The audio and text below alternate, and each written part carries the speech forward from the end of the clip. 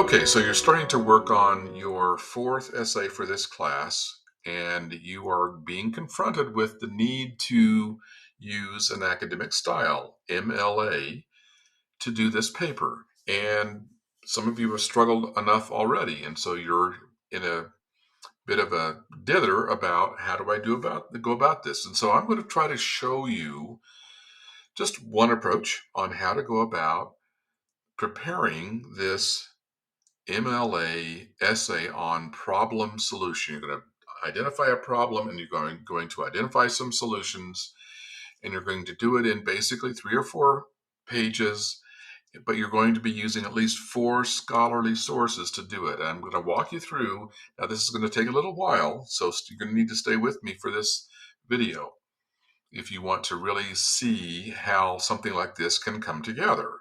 Or you can take the same amount of time and go into Purdue OWL or the textbook or watch my videos and get some of the same kinds of information. This is an option for you to watch an example of how this might come together. So here's my thought as I think about, I want to write a problem solution essay about the fact that Idaho is, particularly southern Idaho, is a desert where we get less than 12 inches of rain a year. That qualifies us as a desert.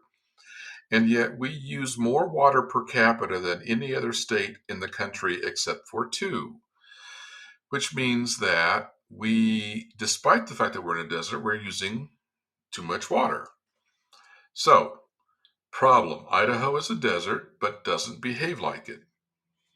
So, what are some solutions? And right at this point, I'm just kind of thinking through what might I want to go research. Okay, well, one of the things I want to research is how do we stop wasting water? Um, and as I start going through some of that research, um, maybe are there ways to create incentives for homeowners to stop using too much water? Are there other things that can happen that can be done on a broad level to help reduce the waste of water? And I also want to see if I can find a story that helps illustrate my point, to kind of humanize my story. And so that's my initial thinking. And that's all written here. So I begin the search. And so up here now, I've written this paper. So I'm going to go back and show you how I wrote it. So we're going to start here with my title. Save water now to avoid disaster later. Okay. And I've got, if you look down here at the works cited page, the reference page in MLA, I have found 5 scholarly sources, and then I've added a credible source here, the Encyclopedia Britannica. I have used Wallace Stegner to help me tell my story, and I've used the U.S. Geological Survey as a credible source. So I've got lots of good sources here, right? Okay, so how do we put it together? How did I find those sources? Well, let's take a look.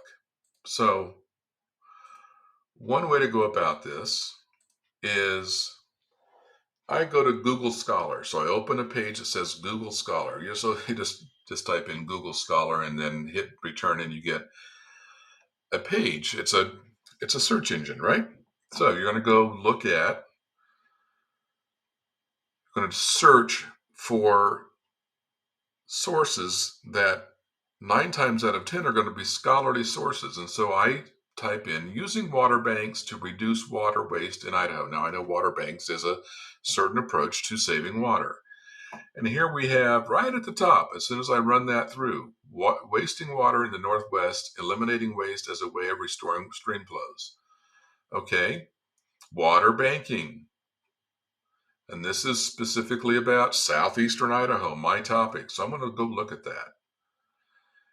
And bang, here it is. This is the Holy Grail. It's going to have all this great information.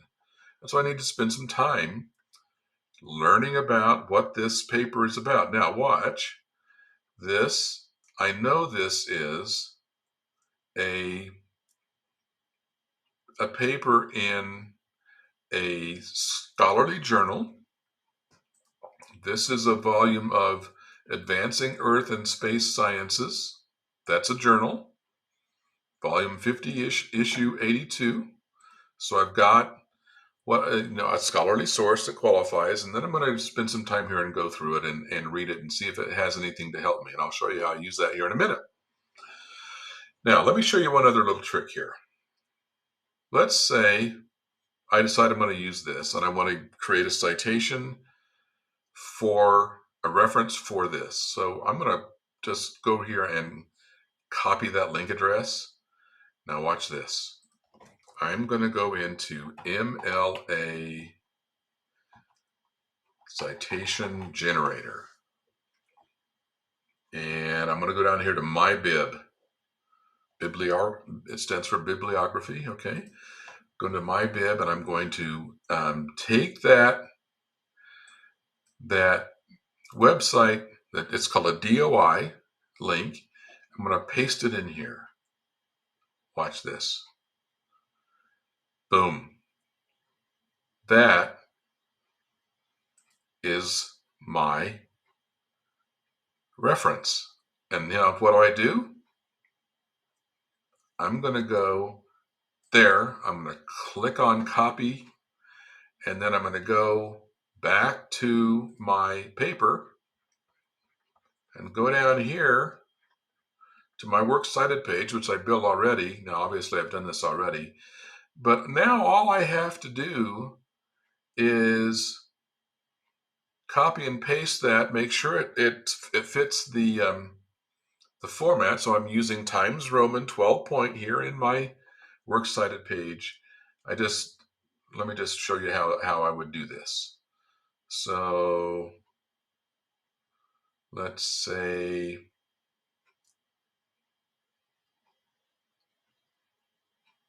I'm going to put this, here it is, but I'm just going to put it in here again. So I'm going to just put in here. Now, I don't know what kind of typeface it saved it in, but I'm going to use this keep source formatting because it keeps it in proper, see, it's got it properly indented here.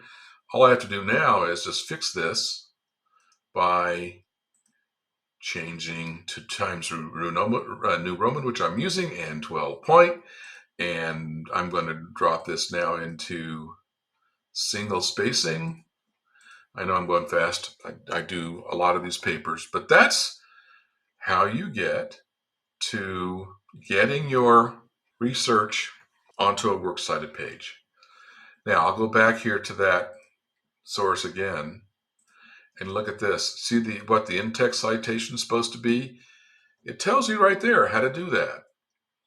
I'll show you how that looks in the paper here in just a moment. Okay, so these are some shortcuts that you can follow. You're not going to do it as quickly as I'm doing it. I wrote this paper in about an hour and a half. It's going to take you a lot longer, but I've written dozens and dozens of these. Okay, so then I start writing, and as I write, I have a basic idea of what I'm going to write. I know I want to have an introduction with a thesis statement. I know I'm going to want to tell some kind of a story.